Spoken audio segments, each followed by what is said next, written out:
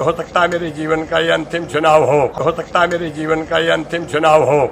मुझे हार से जीत से कोई फर्क नहीं पड़ता, लोगों की सेवा में लगा रहता हूँ और बरसाती मेंढक नहीं हूँ कि आज चुनाव में आया और फिर भाग गया।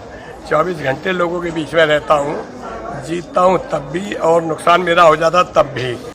जनपद हापुड़ की हापुड़ विधानसभा सीट से पूर्व विधायक गजराज सिंह सपा रालोद की ओर से मैदान में उतरे, जहां उन्हें हार का सामना करना पड़ा।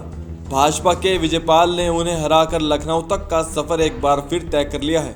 बता दें कि चुनाव के दिन ई हापुड़ न्यूज से बात करते हुए पूर्व विधायक गजराज सिंह ने कहा था कि हो सकता है यह चुनाव उनके जीवन का अंतिम चुनाव हो। ऐसे में अब गजराज सिंह फिर कभी चुनावी अखाड़े में नजर आएंगे या नहीं, आइए आपको सुनाते हैं 10 फरवरी को उन्होंने क्या कहा था। मैं तो 40 सालों से एकदम अच्छा महसूस करता हूँ। मुझे हार से जीत से कोई फर्क नहीं पड़ता, लोगों की सेवा में लगा रहता हूँ और बरसाती मेंढक नहीं हूँ कि आज चुनाव में आया और फिर भाग गया। 24 घंटे लोगों के बीच में रहता हूँ, जीतता हूँ तब भी और नुकसान मेरा हो जाता तब भी।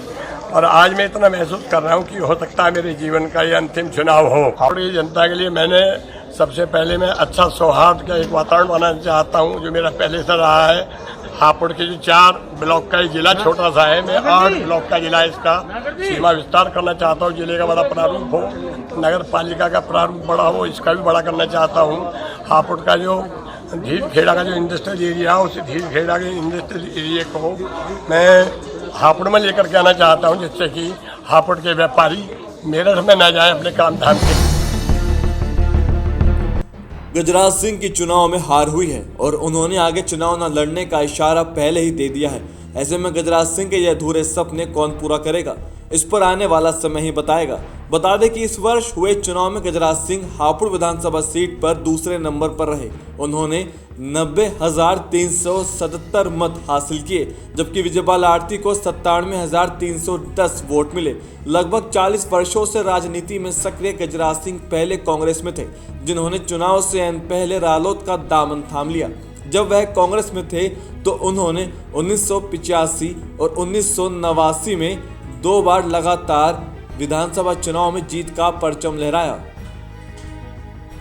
इसी के साथ उन्होंने 1993 और 2012 में जीत हासिल की, लेकिन 2022 में उन्होंने रालोद का दामन थाम लिया।